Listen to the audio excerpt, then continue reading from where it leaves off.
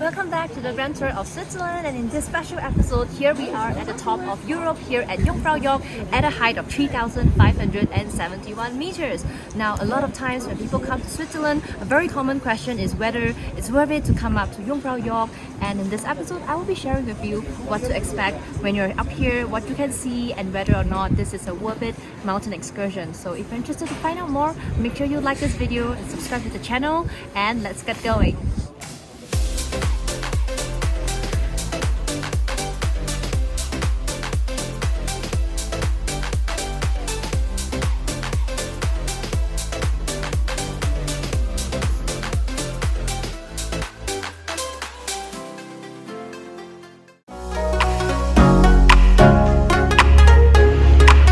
Setting off to head to the Eiger Express, where we will go up to Jungfraujoch, and we're starting from Grindelwald, and it's just one station to the terminal. This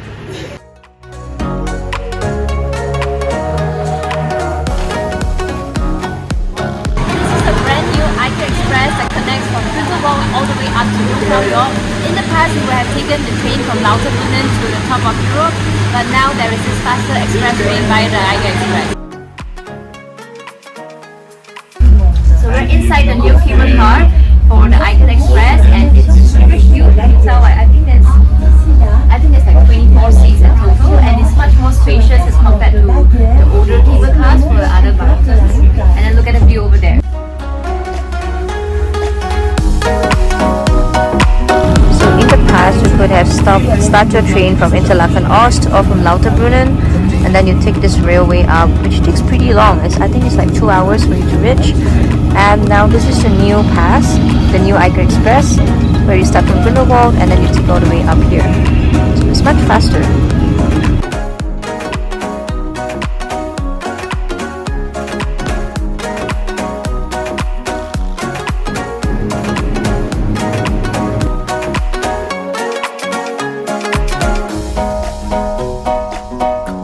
So this is the viewing point at the Eiger Glacier.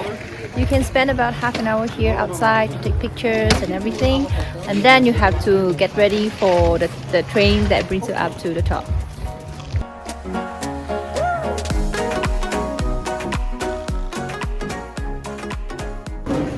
So we spent about half an hour at the Eiger Glacier, and now we're just queuing to get up with the next train. It kind of feels like an airport actually, with the boarding open and closed. So this is the train platform where you wait for the train.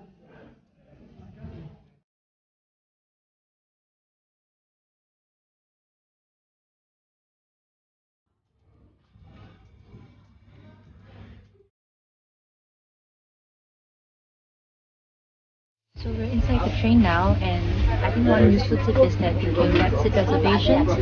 It's a bit more pricey, but I think it could be useful, especially when the train is crowded and you want to make sure that you get a seat. So in fact, we've been living in Switzerland for 3 years already, but this is the first time that we're going up the Jungfraujoch, because for the simple reason that it is actually pretty pricey to come up here. So in terms of full fare, it's a total of, I think it's around 260 francs. And if you were to get the half fare or the Swiss half fare, then it will be a 50% discount at 120 francs. And that was the reason why we never came up here until today. And today we're just going to find out if the whole experience is worth it or not. So there's like a 5-minute stop where you can go out and go to the viewpoint at Eismeer to take some pictures.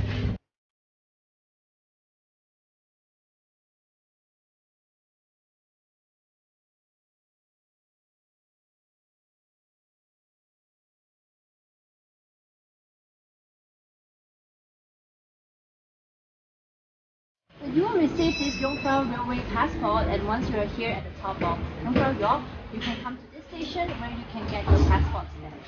So let's do it. Sit here. There you have it.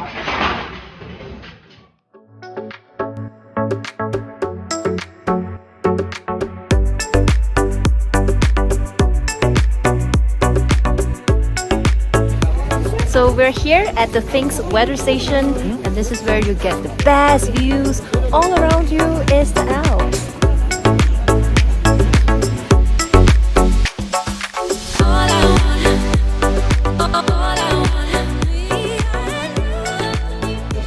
there are so many mountain peaks, sometimes you don't know what you're looking at, so just look over here where they will show you. So this is the Jungfrau, it's the one over there.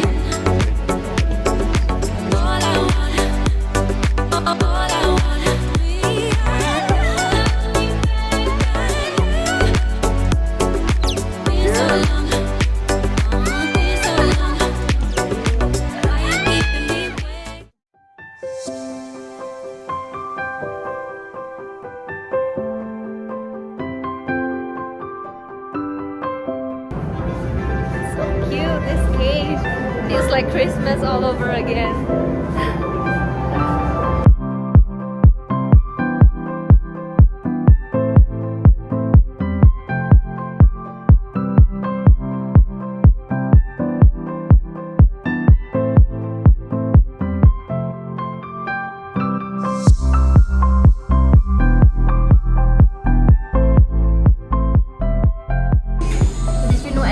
There is a Lindt Chocolate Cafe here. Let's go check out and see what's inside.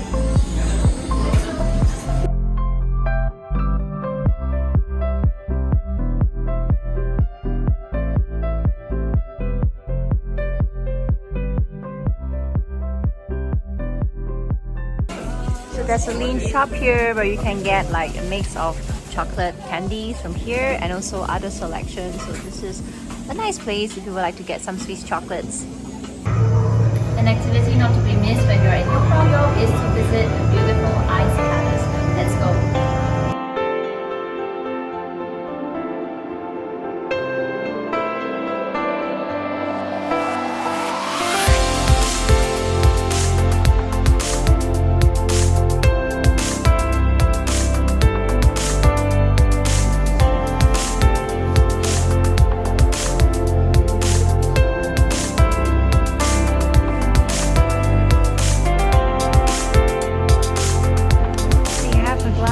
Of Lang Lang, who is a famous pianist, and apparently she recently had a concert just in Interlaken, and maybe that was why there's a glass sculpture of him here.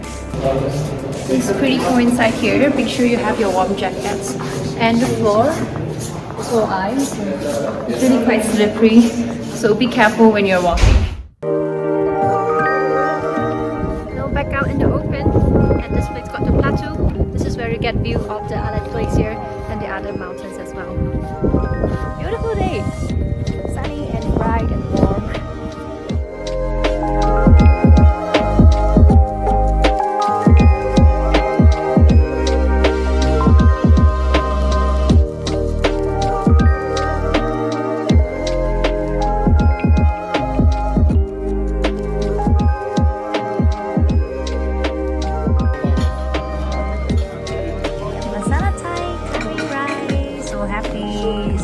Not often that we have Asian food here in restaurants. It's been 2 weeks since our excursion up to the Jungfraujoch, and I thought I would just sit down and share my personal views on whether overall this is a worth it experience or not. I think that if you're a first-time traveler to Switzerland and you have also catered aside a bigger budget this time for post-COVID spending, then I definitely feel that the Jungfraujoch could be a good choice for you because there's really plenty of activities to be done at the top, from the Ice Palace, the Alpine Sensation, and also the views of the Plateau.